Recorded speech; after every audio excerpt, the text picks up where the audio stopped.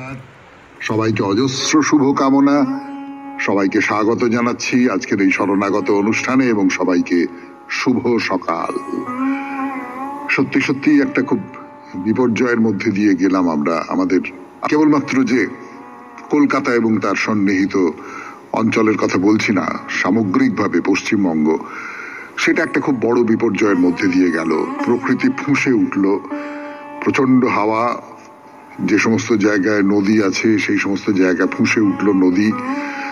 সবটা মিলিয়ে খুব বহু মানুষ বিপন্ন, এবং সেই বিপন্ন মানুষের জন্য তো নিশ্চয়ই একটা সাহায্য, যেটা সরকারি সাহায্য সেটা আছে, রাষ্ট্র সাহায্য করবে সেটা আছে, কিন্তু তার বাইরে আমাদের দিক থেকেও কোথাও দায়িত্ববোধ করা উচিত বলে আমার নিজের মনে হয়।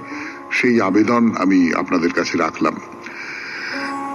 আজকে বিশ্ব ধূমপানহীন দিবস, 31শে মে।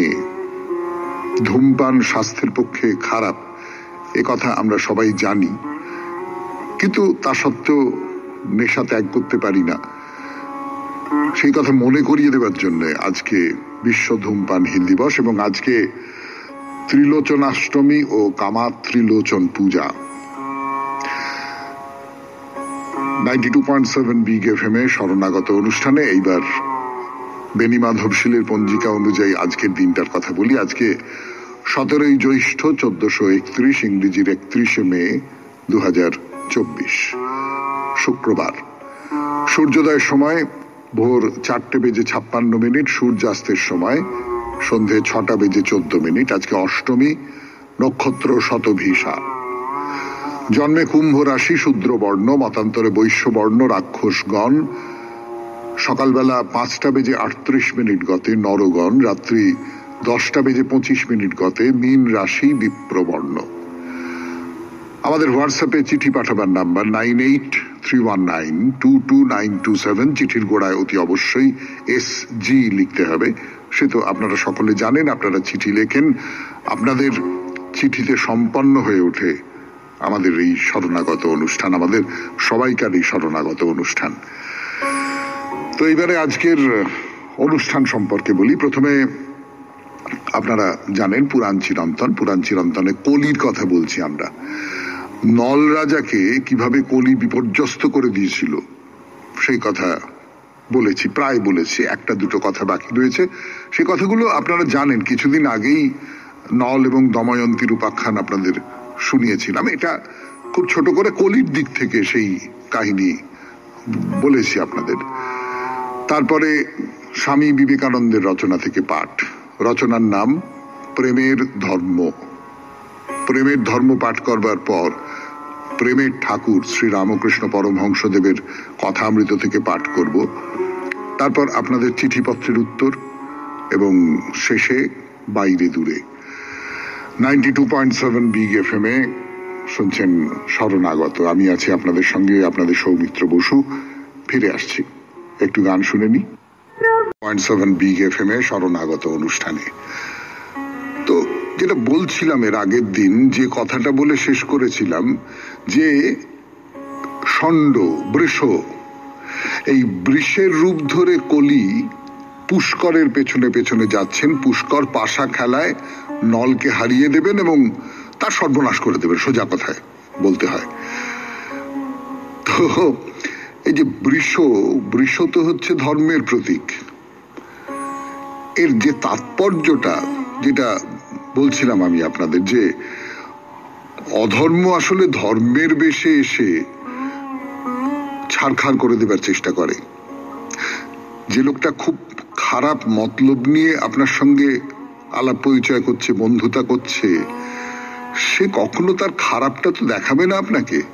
সে তো সবসময় খুব ভালো, খুব মিষ্টি, খুব সুন্দর। আপনার মনে হবে সরল মনে যে বাবা কি ভালো লোকটা, বলে আস্তে আস্তে আস্তে আস্তে আস্তে আস্তে আপনি তার জালে জড়িয়ে পড়লেন। এইরকমটা তো হয়। মানে পুরাণ চিরন্তন এই কথা তো এই কারণেই বলা হয় যে এইভাবেই পুরাণের গল্পগুলো আজকের দিনেও সত্য হয়ে ওঠে। বিশেষ করে কলির যে গল্পটা বলা হচ্ছে সেই গল্পগুলো এইভাবেই সত্যি হয়ে ওঠে। কলির ভেতরে যে খারাপ দিকগুলো আছে সেই খারাপ দিকগুলো এইভাবেই প্রকাশিত হয়। তো যাই হোক, শেষ পর্যন্ত এই দল দময়ন্তীর উপাখ্যানে কি হয়েছিল আপনারা সকলে জানেন, যে শেষ পর্যন্ত ওই ইক্ষ্বাকু বংশীয় রাজা ঋতুপর্ণের কাছ থেকে অক্ষবিদ্যা শিক্ষা করে নল কলির প্রভাব থেকে মুক্ত হলেন, সব ঠিকঠাক হয়ে গেল। এই যে গল্পটা, এই গল্পের পরে আর একটা গল্প শোনাই কলিকে নিয়ে, সেটা খুব তাৎপর্যপূর্ণ গল্প, খুব প্রতীকী গল্পও বলতে পারেন। কিরকম? ভাগবত পুরাণের কাহিনী আছে যেখানে রাজা পরীক্ষিত আর কলির কথা বলা আছে। এই রাজা পরীক্ষিতের সঙ্গে যখন কলির সাক্ষাৎ হচ্ছে, সেটা কলিযুগের একেবারে শুরুর দিক, মানে আস্তে আস্তে আস্তে আস্তে কলির আধিপত্য চারপাশে ছড়িয়ে পড়ছে, এইরকম একটা অবস্থা। তো মহারাজ পরীক্ষিত তখন হস্তিনাপুরের রাজা, পাণ্ডবেরা স্বর্গারোহণ করেছেন, ভগবান কৃষ্ণ যথাসাধ্য যথামতি তার যে কর্তব্য, অধর্মের বিনাশ, ভূভার হরণ, এই সমস্ত করে ধর্ম এবং জ্ঞানকে সঙ্গে করে তার যে বৈকুণ্ঠ সেইখানে চলে গেছেন। এমন কোন সময় রাজা পরীক্ষিত একটি দুঃসংবাদ শুনলেন। কি সেই দুঃসংবাদ? তিনি শুনলেন যে তার যে সাম্রাজ্য, সে সাম্রাজ্য প্রায় গোটা পৃথিবী জুড়ে তার সাম্রাজ্য, সেই সাম্রাজ্যের মধ্যে কলি প্রবেশ করেছে। কলি, অধর্মের প্রতিমূর্তি যে কলি, সে প্রবেশ করেছে। তো খবর শুনেই তো তিনি ধনুক বাণ হাতে করে বেরিয়ে পড়লেন, কলিকে সংহার করতে হবে। 92.7 বিগ FM এ শুনছেন শরণাগত পুরাণ চিরন্তন। আমি আছি আপনাদের সঙ্গে, আপনাদের সৌমিত্র বসু। 92.7 বিগ FM এ শরণাগত অনুষ্ঠানে যে রাজা পরীক্ষিত খবর পেয়েছেন তার সাম্রাজ্যে কলি প্রবেশ করেছে, এবং রাজা তো কলিকে হত্যা করবার জন্য অস্ত্র শস্ত্র নিয়ে বেরিয়ে পড়েছেন। তো পথে যেতে যেতে পরীক্ষিত একটা ষাঁড়কে দেখলেন, একটা বৃষকে দেখলেন। তার 3টে পা ভেঙে গেছে, একটা মাত্র পায়ে ভর দিয়ে সে কোন রকমে দাঁড়িয়ে রয়েছে। বৃষ বারবার কলির কি বলবো ছদ্মবেশ হিসেবে বৃষ বা ষাঁড়ের কথা চলে আসে, এবং আপনারা নিশ্চয়ই জানেন, বলেছি, আজকেই বলেছি যে ষাঁড় হচ্ছে ধর্মের প্রতীক। তার 3টে পা ভেঙে গেছে। 3টে পা যে ভেঙে গেছে তার মানেটা কি? এই যে বৃষর 4টে পা, এই 4টে পা হচ্ছে ধর্মের প্রতিষ্ঠার প্রতীক। একটা একটা করে যুগ যায় আর একটা একটা করে পা ভেঙে যায়। যখন 3টে পা ভেঙে যায় এবং একটা পা অবশিষ্ট থাকে, তখন সেটা খুব অধর্মের, খুব অনাচারের তার প্রভাব চারপাশে ছড়িয়ে পড়েছে, এইটাই বোঝায়। অর্থাৎ ধর্মের যে 4টে পা, তার মধ্যে 3টে ভেঙে গেছে, একটা কোনো মতে আছে। এই অধর্মের যুগে শূদ্র রাজার মূর্তি ধারণ করেছেন কলি, এবং পৃথিবী, এই গাভী রূপধারী পৃথিবী আর ধর্মরূপধারী বৃষকে মাঝে মাঝে প্রহার করছেন। তো পৃথিবী আর ধর্মের মধ্যে একটা কথোপকথন আছে এই পর্যায়ে, এবং তাদের মুখে পৃথিবীর দুরবস্থার কথা শুনে পরীক্ষিত রাজা খুব দুঃখ পেলেন। তিনি তক্ষুনি খড়গ হাতে নিয়ে কলিকে বধ করতে গেলেন। কলি সঙ্গে সঙ্গে পরীক্ষিতের পায়ে লুটিয়ে পড়ে প্রাণ ভিক্ষা চাইছেন। তো পরীক্ষিত, আপনারা জানেন, পরীক্ষিত পাণ্ডবদের সেই একমাত্র বংশধর, উত্তরার গর্ভজাত সেই সন্তান, যাকে ব্রহ্মশির অস্ত্র দিয়ে অশ্বত্থামা মেরে ফেলেছিলেন, কিন্তু কৃষ্ণের দয়ায় তিনি বেঁচে গিয়েছিলেন। তিনি কলিকে হত্যা করতে পারলেন না, তার সংস্কারে বাঁধল।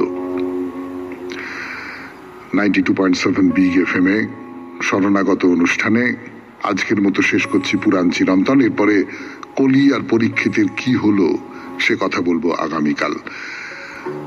আপাতত গানের পর স্বামী বিবেকানন্দের রচনা থেকে পাঠ করে শোনাচ্ছি আপনাদের। আজকে থেকে শুরু হচ্ছে নতুন একটি প্রবন্ধ, প্রেমের ধর্ম। শুরু করি পড়া। অনুভূতির গভীরে উপনীত হতে প্রতীক উপাসনা এবং অনুষ্ঠানাদির মধ্য দিয়ে যাবার প্রয়োজন মানুষের আছে বলেই ভারতবর্ষে আমরা বলে থাকি কোন ধর্মমতের গণ্ডির মধ্যে জন্মানো ভালো, কিন্তু সেই মত নিয়েই মরা ভালো নয়। চারা গাছকে রক্ষা করার জন্য বেড়ার আবশ্যকতা আছে, কিন্তু চারা যখন বৃক্ষে পরিণত হয় তখন বেড়াই আবার বাধা হয়ে দাঁড়ায়। সুতরাং প্রাচীন পদ্ধতিগুলি সমালোচনা ও নিন্দা করার কোনো প্রয়োজন নেই। আমরা ভুলে যাই যে ধর্মের ক্রমবিকাশ অবশ্যই থাকবে। আমরা প্রথমে সগুণ ঈশ্বরের চিন্তা করি এবং তাকে স্রষ্টা, সর্বশক্তিমান, সর্বজ্ঞ ইত্যাদি বলে বিশেষিত করে থাকি। কিন্তু প্রেমের সঞ্চার হলে ঈশ্বর শুধু প্রেম স্বরূপ হয়ে যান। ঈশ্বর কি তা নিয়ে প্রেমিক ভক্ত মাথা ঘামায় না, কারণ সে তার কাছে কিছুই চায় না। জনৈক ভারতীয় সাধক বলেছেন, আমি তো ভিক্ষুক নই, আর সে ভয়ও করে না। ভগবানকে মানুষেরই মতো ভালোবাসো। ভক্তি ভাবাশ্রিত কয়েকটি সাধন প্রণালীর উল্লেখ এখানে করা যাচ্ছে। 1. শান্ত, সহজ, শান্তিপূর্ণ অনুরাগ, পিতৃত্ব ও সাহায্যের একটা ভাব মিশ্রিত। 2. দাস্য, সেবা ভাবের আদর্শ, ঈশ্বর প্রভু বা অধ্যক্ষ বা সম্রাট রূপে দণ্ড ও পুরস্কার দানে রত। 3. বাৎসল্য, ঈশ্বরের সন্তান ভাব। ভারতবর্ষে মা কখনোই শাস্তি দেন না। এসব অবস্থায় প্রত্যেকটিতে উপাসক ঈশ্বরের এক একটি আদর্শ গ্রহণ করে তদনুযায়ী সাধন করে। তারপর 4. ভগবান হন সখা। সখ্যভাবে কোনো ভয় নেই, এতে সমতা ও অন্তরঙ্গতার ভাবও আছে। অনেক হিন্দু সাধক ঈশ্বরকে সখা ও খেলার সাথী জ্ঞানে উপাসনা করে। তারপর 5. মধুর ভাব, মধুরতম প্রেম, পতিপত্নীর প্রেম। সেন্ট টেরেসা এবং ভাবাবিষ্ট সাধকগণ এর দৃষ্টান্ত। পারসিকদের মধ্যে কান্তা ভাবে এবং হিন্দুদের মধ্যে পতিরূপে ঈশ্বরকে ভজনা করার রীতি আছে। মহিয়সী রানী মীরাবাইয়ের কথা আমাদের মনে পড়ে। তিনি ভগবানকে পতি বলে প্রচার করতেন। অনেকের মত এত চরমে পৌঁছেছে যে তাদের কাছে ঈশ্বরকে সর্বশক্তিমান বা পিতা বলা যেন অধর্ম। এ ভাবের উপাসনার ভাষা প্রণয়মূলক, এমনকি কেউ কেউ অবৈধ প্রণয়ের ভাষাও ব্যবহার করে থাকেন। কৃষ্ণ ও ব্রজগোপিকাদের কাহিনী এই পর্যায়ে ভুক্ত। তোমাদের হয়তো ধারণা যে এই ভাবের উপাসনায় সাধকের অত্যন্ত অধোগতি হয়। তা হয়ও বটে, তথাপি অনেক বড় বড় সাধকের জীবনে উন্নতিও হয়েছে এই ভাবের মধ্যে দিয়ে। এমন কোনো মানবীয় বিধান নেই যার অপব্যবহার হয়নি। ভিখারি আছে বলে তুমি কি রান্না বন্ধ রাখবে? চোরের ভয়ে তুমি কি নিঃস্ব হয়েই কাটাবে? হে প্রিয়তম, তোমার অধরের একটি চুম্বনের একবার মাত্র আস্বাদন আমাকে পাগল করে তুলেছে। এইভাবে আরাধনার ফলে কেউ বেশি দিন কোনো সম্প্রদায়ভুক্ত থাকতে বা আচার অনুষ্ঠানাদি মেনে চলতে পারে না। ভারতে ধর্ম মুক্তিতে পর্যবসিত হয়, কিন্তু এ মুক্তিও ত্যাগ করতে হয়। তখন শুধু প্রেমের জন্যই প্রেম। শুনলেন স্বামী বিবেকানন্দের রচনা থেকে পাঠ 92.7 বিগ FM এ শরণাগত অনুষ্ঠানে। এইবার কথামৃত। কথামৃত থেকে পাঠ করবার জন্য আমি আপনাদের সৌমিত্র বসু। ঠাকুরের কথা বলছি এই কথামৃত পাঠের এই পর্বে। ঠাকুরের তো হাত ভেঙে গেছে। তো হাত ভেঙে গিয়ে তিনি চারপাশে শিষ্যরা বসে রয়েছেন, আর ঠাকুর খুব অধৈর্য। হ্যাঁ গো, আমার সারবে, হ্যাঁ গো, আমার তো হাতটা ভেঙে গেল, সারবে, খুব খুব বলছেন। মানে আমরা কিরকম আমাদের মনে হয় যে ঠাকুর যদি মরদেহে ঈশ্বর হন, ভগবান হন, সেই তিনি পরম হন, তাহলে তিনি এই জাগতিক ব্যাপার নিয়ে, তিনি তার নিজের শরীর টরীর নিয়ে এত ব্যস্ত কেন, এত বিচলিত কেন? এইরকম এর দুটো কারণের কথা আমার মনে হয়। তার মধ্যে একটা কারণ আমার মনে হয়, আর একটা কারণ ঠাকুর নিজেই বলে দিচ্ছেন আর কি। যে কারণটা আমার মনে হয় সেইটা আমি বলি। সেটা হচ্ছে ঠাকুরের তো বালক ভাব, বাচ্চা ছেলের মতো। বাচ্চা ছেলেদের দেখবেন কোনো একটা কিছু যদি হয়, কোনো একটা অস্বস্তি হচ্ছে, তো শরীরের মধ্যে একটা অস্বস্তি হচ্ছে, হাত ভেঙে গেছে, তার ফলে তারা না অনবরত এটা কি আমার কবে সারবে, তাদেরকে ভালো লাগে না আমার এটা এরকম হচ্ছে, এইরকম করতেই থাকে করতেই থাকে করতেই থাকে। তো ঠাকুরও ওই রকম করে বাচ্চা ছেলেদের মতনই খালি বলেন যে। আর দ্বিতীয় যে কারণটা ঠাকুর নিজেই বলছেন, আপনাদের শোনাই সেটা, বলছেন আমি এইটার জন্য একবার অধৈর্য হই, একে দেখাই আবার ওকে দেখাই আর বলি হ্যাঁ গা ভালো হবে কি, তো রাখাল চটে যায়, আমার অবস্থা বোঝে না। একবার মনে করি এখান থেকে যায় যাক, আমার মাকে বলি মা কোথায় যাবে, কোথায় জ্বলতে পুড়তে যাবে, রাখালের কথা বলছেন। কিন্তু আমি বলছি যে খুব একে ওকে অস্থির করে মারছেন, মানে নিজে অস্থির হচ্ছেন, অন্যেরা অস্থির হচ্ছেন না হয়তো, তারা তো খানিকটা বাচ্চা ছেলের মতন করেই ঠাকুরকে দেখছেন, কিন্তু নিজে খুব অস্থির হয়ে উঠছেন। আমার না বালকের মতো অধৈর্য অবস্থা আজ বলে নয়, সেজবাবুকে হাত দেখাতাম, বলতাম হ্যাঁ গো আমার কি অসুখ করেছে, মধুর বাবুকে, যে সবসময় মনে একটা ভাব যে না আমার শরীরটা কিরকম একটা হচ্ছে, তো আমার অসুখ করেছে, কি অসুখ করেছে দেখো তো, নাড়িটা দেখো তো, এরকম করে। আচ্ছা তাহলে ঈশ্বরের নিষ্ঠা কই? ওদেশে যাবার সময় গরুর গাড়ির কাছে ডাকাতের মতো লাঠি হাতে কতগুলো মানুষ এলো, আমি ঠাকুরদের নাম করতে লাগলাম, কিন্তু কখনো বলি রাম, কখনো দুর্গা, কখনো ও তৎসৎ, যেটা খাটে বলে বলছেন আচ্ছা এত অধৈর্য কেন আমার? তার কারণ হিসেবে মাস্টার যেটা বলছেন সেইটা বলি আপনাদের। বলছেন আপনি সর্বদাই সমাধিস্থ, ভক্তদের জন্য একটু মন শরীরের উপর রেখেছেন, তাই শরীর রক্ষার জন্য একবার অধৈর্য হন। অর্থাৎ ঠাকুরের বেশিরভাগটাই সমাধিস্থ, ঠাকুরের বেশিরভাগটাই এই জাগতিকতার থেকে উত্তীর্ণ করে দেওয়া একটা জগতে চলে গেছেন, একটুখানি রেখে দিয়েছেন সেটা তার ভক্তদের জন্য, তার শিষ্যদের জন্য। এইটুকু যদি কোথাও কষ্ট পায়, বিচলিত হয়, তাহলে ঠাকুর খুব বিচলিত হয়ে পড়েন। আমি তার সঙ্গে আরেকটু যুক্ত করতে চাই, এই যে ঠাকুর বলেছিলেন না আমাকে সুখ সন্ন্যাসী করিস নি মা, আমাকে রসে বসে রাখিস, রসে বসে রাখিস। এই যে রসে বসের যে জায়গাটা, ভক্তদের সাহচর্য, ভক্তদের সঙ্গ, তাদের সঙ্গে ঈশ্বরের কথা বলা, এইটা কোথাও বিচলিত হচ্ছে, এটা ঠাকুর সহ্য করতে পারছেন না। শুনছেন কথামৃত থেকে পাঠ, 92.7 বিগ এফএম এ শরণাগত অনুষ্ঠানে ফিরে আসছি গানের পর।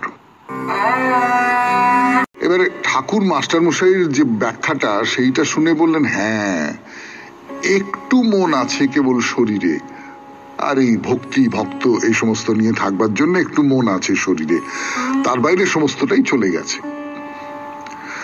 তো আর একটা কথা বলি, আর একটা প্রসঙ্গ, মণিলাল মল্লিক এক্সিবিশনের গল্প করছেন, তো সেই এক্সিবিশনে অনেক সব ছবি রয়েছে, মূর্তি রয়েছে, বলছেন যশোদা কৃষ্ণকে কোলে করে আছেন, বড় সুন্দর মূর্তি, শুনে ঠাকুরের চোখে জল আসছে। আপনারা একটা কথা ভেবে দেখুন, আমরা এইরকম অনেক বর্ণনা শুনি, তো এই শরণাগত অনুষ্ঠানেই তো কত বর্ণনা শুনি, শুনতে শুনতে আপনাদের মধ্যে কেউ কেউ আমাকে চিঠি লিখে বলেন, বিশেষ করে এই রবিবারে যখন চৈতন্যদেবের কথা বলি তখন একাধিক চিঠি আমি পেয়েছি। এটাকে আমি নিজের জাগ করছি বলে ভাববেন না, সত্যি সত্যি আমার মন ভরে যায়, মানে মনে হয় যে আমি কি পুণ্য করেছিলাম যার ফলে এইরকম সব চিঠি পাই আমি। তারা অনেকে বলেন যে শুনতে শুনতে চোখে জল এসে যায়। চৈতন্যদেবের যে রথযাত্রার কথা বলছিলাম, সেখানে চৈতন্যদেবের যে ভূমিকা, তার যে আরতি, তার যে আকুলতা, সেই সমস্ত শুনতে শুনতে চোখে জল এসে যায়, এরকম চিঠি লেখেন অনেকে। তো এই পড়েও শুনিয়েছি শরণাগত অনুষ্ঠান। তো আমি বলছি যে এইটাই তো উদ্দীপন, অর্থাৎ চৈতন্যদেবের কথা শুনে আপনার ভেতরে এমন একটা উদ্দীপন ঘটলো যে আপনি ভুলেই গেলেন আপনার সামনে একটা রেডিও আছে, আপনি আপনার ঘরে বসে রয়েছেন, এখানে একজন লোক সে এই কথাগুলো গল্পগুলো করছে, আপনি চোখের সামনে এই চৈতন্যদেবকে এইরকম অবস্থায় দেখতে পাচ্ছেন, বা অন্য অন্য যে কোনো ক্ষেত্রে চৈতন্যদেবের ব্যাপারটা অনেক বেশি আবেগময় বলে আপনার চোখে জল চলে আসছে। তো এই উদ্দীপনটা আমাদের সকলের মধ্যেই আছে, কিন্তু ওই যশোদা কৃষ্ণকে কোলে করে বসে রয়েছেন সেইটা দেখে এমন একটা হলো যে ভাবাবিষ্ট হয়ে পড়লাম। তার মানে বুঝতে পারা যাবে যে ঠাকুর শ্রী রামকৃষ্ণ পরমহংসদেবের অনুভূতি তারটা কি অসম্ভব টান টান করে বাঁধা। আমাদের তার অত অত টান টান করে বাঁধা থাকে না, আমাদের অনেকেরই তার ঢিলে হয়ে থাকে, কিন্তু ঠাকুরের মনের তারটা, ঠাকুরের অনুভবের তারটা কি অসম্ভব টান টান করে বাঁধা। তো যাই হোক, এই যে এক্সিবিশন তার কথা বলছেন মণিলাল মল্লিক, তো বলছেন যে আপনার তো অসুখ, তাই একবার গিয়ে দেখে আসতেন, এই গড়ের মাঠে হচ্ছে তো। তো ঠাকুর বললেন যে আমি গেলে না সব দেখতে পাবো না। কেন সব দেখতে পাবেন না? সে কথা বলবার জন্য ফিরে আসছি গানের পর। 92.7 বিগ এফএম এ শুনছেন কথা অমৃত। 92.7 বিগ এফএম এ কথা অমৃত থেকে পাঠ শুনছেন আপনারা। যেটা বলছিলাম আপনাদের যে মণিলাল মল্লিক তিনি ঠাকুরকে বলছেন যে তিনি গড়ের মাঠে একটা এক্সিবিশন হচ্ছে, তাদের অনেক ছবি রয়েছে, সেই ছবির মধ্যে একটা ছবির কথা বলেছেন যে কৃষ্ণকে কোলে করে মা যশোদা বসে রয়েছেন এবং তাতে খুব ভাব জেগেছে ঠাকুরের মনে। তখন বলছেন যে আপনাকে নিয়ে এক্সিবিশনে যেতে পারলে খুব ভালো হতো, কিন্তু আপনার তো শরীর খারাপ, হাত ভেঙেছে, সেই জন্য আপনি যেতে পারবেন না। তা ঠাকুর বলছেন যে আমি গেলেও পুরোটা দেখতে পাবো না। ওই যে উদ্দীপনের কথা বলছিলাম, ওই যে চৈতন্যদেবের কথা শুনে আপনাদের কারোর কারোর চোখে জল চলে আসে, সেই উদ্দীপনের কথা বলছিলাম। ঠাকুরের উদ্দীপন অনেক বেশি, ফলে ওই একটা কিছু দেখেই হয়তো বেহুশ হয়ে যাব, আর কিছু দেখা হবে না বলে ঠাকুর একটা ঘটনার কথা বলছেন। সেই ঘটনা সত্যি ঘটেছিল, তো আমরা হয়তো বলেওছি, কথামৃত পর্বে বলেছি। তো সিংহ দর্শন করতে গিয়েছেন ঠাকুর, চিড়িয়াখানায় গেছেন, চিড়িয়াখানায় গিয়ে সিংহ দর্শন করতে গেছেন, মানে খাঁচার মধ্যে সিংহ আছে, কিন্তু তাই দেখে তিনি সমাধিস্থ হয়ে গেলেন। তার কারণ সিংহ তো মা দুর্গার বাহন। মানে আমরা যখনই কোনো একটা কিছু দেখি, ধরুন আমি যদি আপনাকে বলি যে আমি যে কোনো একটা কথা বলছি, পুকুর, ধরুন পুকুর, এই পুকুর কথাটা বলার সঙ্গে সঙ্গে আপনার মনের মধ্যে কিন্তু পুকুর শুনলেন না আপনি, সেই সঙ্গে সঙ্গে শোনার সঙ্গে সঙ্গে আপনি হয়তো আপনার গ্রামের বাড়ির যে পুকুরটা তার ছবি চোখের সামনে ভেসে উঠলো, সেই পুকুরে আপনি চান করেছিলেন একদিন, তার স্মৃতি মনের মধ্যে ভেসে উঠলো। এইরকম করে একটা কিছু যখন আমরা বলি, তার অনুষঙ্গে অনেকগুলো কথা আমার মনের মধ্যে ছবির মতন ভেসে উঠতে পারে বা অনুভবের মধ্যে চলে আসতে পারে। তো সিংহ দেখে তক্ষুনি মা দুর্গার কথা মনে পড়লো, ঈশ্বরীয় ভাব এলো এবং ঠাকুর সমাধিস্থ হয়ে পড়লেন। তাই অন্য জানোয়ার দেখা হলো না, সিংহ দেখেই ফিরে চলে এলেন। তো এই এক্সিবিশনে ঠাকুরকে নিয়ে যাওয়া হলো, সেখানে তিনি যে কোনো একটা কিছু দেখলেন, ওই হয়তো যশোদার কোলে কৃষ্ণকে দেখলেন এবং দেখে ব্যাস সমাধিস্থ হয়ে গেলেন। তখন তো বাকি কোনো কিছু দেখা হবে না, ফলে দেখতে যাওয়ার কোনো মানে হয় না। শ্রীরামকৃষ্ণর কথা, তার বাণী, এই সমস্ত শোনাচ্ছি আপনাদের এই কথামৃত পর্বে 92.7 বিগ এফএম এ। আজকের মতো শেষ করি কথামৃত, এরপর আপনাদের চিঠিপত্র, গানের পর ফিরে আসছি। আপনাদের কথা, অপর্ণা চ্যাটার্জির কথা, কোন নগর হুগলি থেকে তিনি চিঠি লিখেছেন, সেই চিঠি পড়ে শোনাচ্ছি আপনাদের। বিষয় পথে যেতে যেতে। গত বছর এক শীতের সকালে গাড়ি করে ছেলেকে নিয়ে আটপুর যাচ্ছিলাম। ঘণ্টাখানেক পর হরিপালের কাছে এসে গাড়ির চালক চা খাবার জন্য একটি দোকানের সামনে গাড়ি থামালো। আমিও নামলাম। দেখলাম কিছু দূর এক বাড়ির উঠোনে অনেক মানুষ বসে আছে। কাছে এগিয়ে গেলাম, দেখলাম একটি 17 অথবা 18 অনুমান বছরের মেয়ে সবাইকে লেখাপড়া করাচ্ছে। চায়ের দোকানের মালিক জানালো মেয়েটি রবিবার এখানকার নিরক্ষর মানুষকে লেখাপড়া করতে সাহায্য করে। সে নিজে খুব ভালো ছাত্রী, স্থানীয় স্কুলে একাদশ শ্রেণীতে পড়ে। এর বিনিময়ে কোনো টাকা পয়সা নিচ্ছে না। মন ভালো হয়ে গেল। অপর্ণা চ্যাটার্জি, কোন্নগর, হুগলি থেকে লিখেছেন। অপর্ণা দেবী, আপনার এই চিঠিটা পড়ে আমাদেরও অনেকের মন ভালো হয়ে গেল। অনেকের কেন, আমার নিজের ধারণা সবাইকারই মন ভালো হয়ে গেল। এই যে আমি যেটা বলেছিলাম, আমি খুব খুব সার্থক বলে মনে হচ্ছে নিজেকে। আমি যে বিষয়টা দিয়েছিলাম আপনাদের, যে পথে যেতে যেতে এইরকম কি আর এমন ব্যাপার, আপাত দৃষ্টিতে খুব তুচ্ছ ব্যাপার তো, কিন্তু এই যে একটা মেয়ে গ্রামের নিরক্ষর মানুষদের লেখাপড়া শেখাচ্ছে, সে নিজেও তো বাচ্চা মেয়ে, ক্লাস 11-এ পড়ে, এইটার মধ্যে দিয়েই কোথাও ঈশ্বর আবির্ভূত হন, এইটার মধ্যে দিয়েই কোথাও পরম আবির্ভূত হন। ভারী সুন্দর চিঠি, ভারী ছোট্ট চিঠি। আপনাকে অনেক ধন্যবাদ এই চিঠির জন্য। এরপর গানের পর ফিরে আসবো বাইরে দূরে। এই পর্যায়ে 92.7 বিগ এফএম-এ শুনছেন শরণাগত, জীবনের সহজ পাঠ। বাইরে দূরে 92.7 বিগ এফএম-এ শরণাগত অনুষ্ঠানে। রাজবলহাটের রাজবল্লভী দেবীর মন্দির, মন্দির বলুন, শিব ঠাকুর বলুন, দেবী বলুন, সব দর্শন করা হয়ে গেছে, পুজো দেওয়া হয়ে গেছে, অঞ্জলি নেওয়া হয়ে গেছে। আর কি চাই? একটা জায়গা দেখা বাকি থেকে গেছে। আগেই বলেছিলাম, দূর থেকে দেখিয়েওছিলাম, এখানে একটা ঘাট আছে, স্নানের ঘাট। বিশেষ করে দেবী মন্দিরের ধারে পাশে একটা সরোবর বা তার লাগোয়া স্নানের ঘাট তো থাকবেই। তার কারণটাও এর আগে বলেছি আপনাদের। এক তো দেবী যদি থাকেন তাহলে শিব থাকবেন, আর শিব যদি থাকেন তার মাথায় তো জল ঢালতেই হবে, ফলে কোনো একটা জলের উৎস না থাকলে তো চলবে না। এ তো হলো একদিক থেকে দেখা। অন্য দিক থেকে যেটা বলবার, জলের সঙ্গে তো শুদ্ধতার একটা সম্পর্ক আছে। আমাদের তো বিশ্বাস যে জল আমাদের সব পাপ, সব মলিনতা ধুয়ে দেয়। এই মন্দিরের সঙ্গে লাগোয়া পুকুরটিতেও প্রচুর মানুষ স্নান করেন পুণ্য অর্জনের জন্য। তাহলে চলুন সেই জলাশয়টা দেখে আসি। বেশ বড়, খুব বড় এই সরোবরটি। মন্দিরের যে নাট মন্দির, তার সামনেও তো দেবীর মন্দির। আর নাট মন্দিরকে ডান দিকে রেখে আপনি যদি এগিয়ে যান তাহলে দেখবেন এলা রঙের দেওয়ালে দুদিকে দুটো দরজা। সেই দরজা দিয়ে ঢুকে গেলেই সেই দিঘি বা সরোবর, যাই বলুন না কেন। যাচ্ছেন তো দিঘির দিকে, তা স্নান করবেন তো? যদি সেই রকম ইচ্ছে হয়ে থাকে তাহলে আগেই ডান দিকে একটা ঘর আছে, সেটা হলো পোশাক পাল্টানোর জায়গা। পোশাক পাল্টে চলুন এবার জলের কাছে।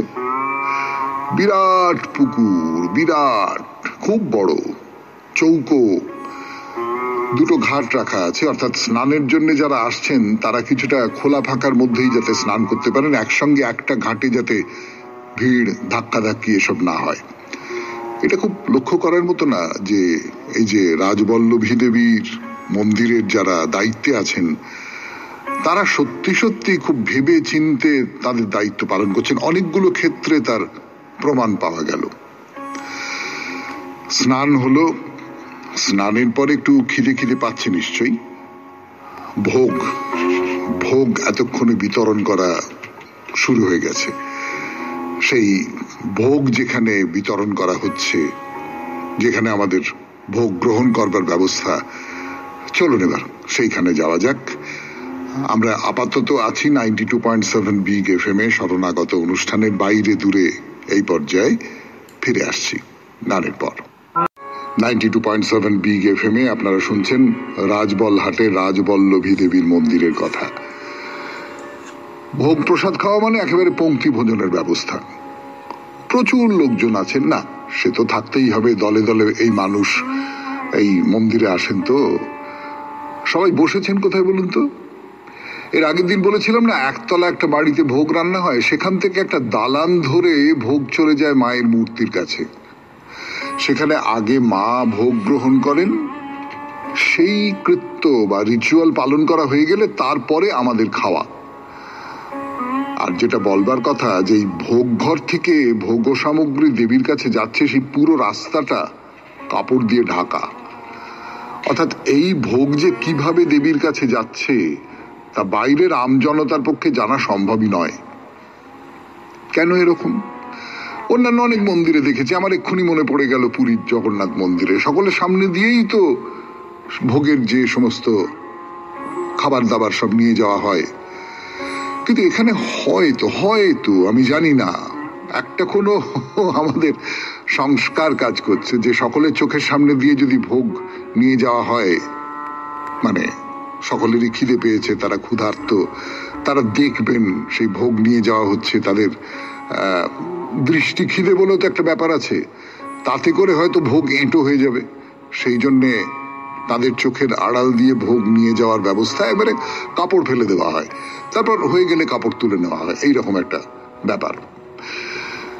তো যাই হোক, দেবীর পা ছুঁয়ে তো ভোগ প্রসাদ আপনার কাছে ফিরে এলো। এইবার তাহলে আপনাদের খাবার সময় মাটিতেই বসা, মাটিতে একটা লম্বা শতরঞ্চি পেতে দেওয়া হয়েছে, একটা মানে অনেকগুলো, কারণ অনেক মানুষ, এবং সেখানেই সার বেঁধে বসতে হবে। উঁচু নিচু ব্রাহ্মণ চণ্ডালে কোনো ভেদ নেই। ভোগে কি কি খাওয়া? প্রথমে খিচুড়ি, তারপর সাদা ভাত, তারপরে এই মন্দিরের খুব বিখ্যাত মায়ের বাড়ির ঘাটটা। হ্যাঁ, আমি যদ্দূর শুনলাম কথাটা হচ্ছে ঘাটটা, বোধহয় কথাটা এসেছে ঘন্টা বা ঘন্ট থেকে, যার মানে হলো ওই পাঁচমেশালি সবজি, তার সঙ্গে খানিকটা কিছু মাছও থাকে, জানেন, চিংড়ি মাছ থাকে ছোট ছোট। আসলে দুটো খাবার মায়ের খুব পছন্দ, সে দুটো দিতেই হবে। একটা হচ্ছে মাছ না হলে মায়ের চলবেই না, আর একটা হলো নোটে শাক। এই ঘাটটার মধ্যে নোটে শাক থাকবেই, অপূর্ব এই ঘাটটার স্বাদ। আর শেষ পাতে রসগোল্লা, ভালোই তো, কি বলেন? আজকের মতো শেষ করলাম বাইরে দূরে, আজকের মতো শেষ করলাম শরণাগত।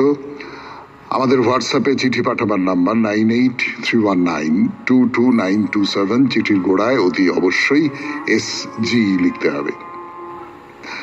শেষ হয়ে না হইল শেষ, কবিতা ছাড়া তো এই অনুষ্ঠান শেষ হয় না। তাহলে কবিতা, রবীন্দ্রনাথের কবিতা। বাহিরে তুমি নিলে না মোরে, দিবস গেল বয়ে, তাহাতে মোর যা হয় হোক ক্ষতি, অন্তরে যা দিবার ছিল মিলিছে এক হয়ে, চরণে তব গোপনে তার গতি।